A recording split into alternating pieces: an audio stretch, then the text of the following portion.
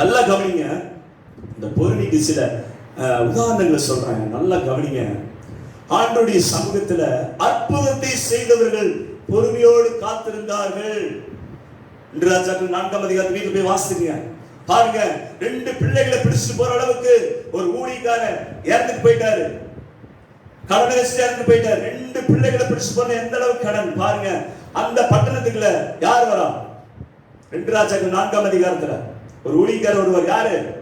Elisha தீர்க்கதரிசி அந்த பட்டணத்துக்குள்ள வருகிறார். வரப்போ அந்த அம்மா சொல்றாங்க, எனக்கு எங்களுடைய ஊழியக்காரர், என்னுடைய வீட்டுக்காரர் ஊழியக்காரர் இறந்துட்டாரு, என்னுடைய 2 பிள்ளைகளை பிடிச்சிட்டு போற அளவுக்கு கடன் அப்படின்னு சொன்ன உடனே அந்த ஊழியக்காரர் சொல்றாரு, நல்லா கவனிங்க, வேதத்தெல்லாம் வச்சிருங்க, என்ன கவனிங்க. அக்கம் பக்கம் இருக்கிற எல்லாருக்குமே என்ன செஞ்சுட்டு வா, பாத்திரங்களை வாங்கி கொண்டு வா. பைபிள படிச்சு சீக்கிரம் ஓடிடும்.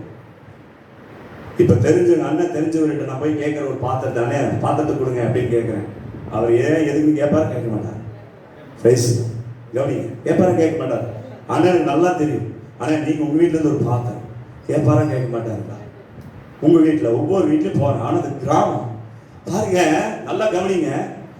இயேசு கிறிஸ்துவினால் அபிஷேகம் பண்ணப்பட்ட எலிசா அந்த பட்டணத்துக்குள்ள வந்து அந்த தாயினுடைய காரியத்தை அறிந்திருக்கிறார். சொல்றாரு, போய் நீ அநேக பாத்திரங்கள் வாங்கிட்டு வா. வாங்கிட்டு வராரு.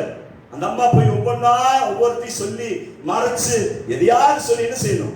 பாத்திரத்தை வாங்கிட்டு வரணும். வாங்கி கொண்டு வருகிற வரைக்கும் யார் காத்திருக்கிறார்?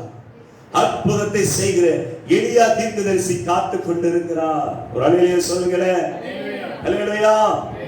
பாருங்க, காத்து கொண்டிருக்கிறார். அற்புதத்தை செய்கிறவர் காத்து கொண்டிருக்கிறார். அற்புதத்தை வாங்குற நீங்களும் காத்திருக்கிறோமா?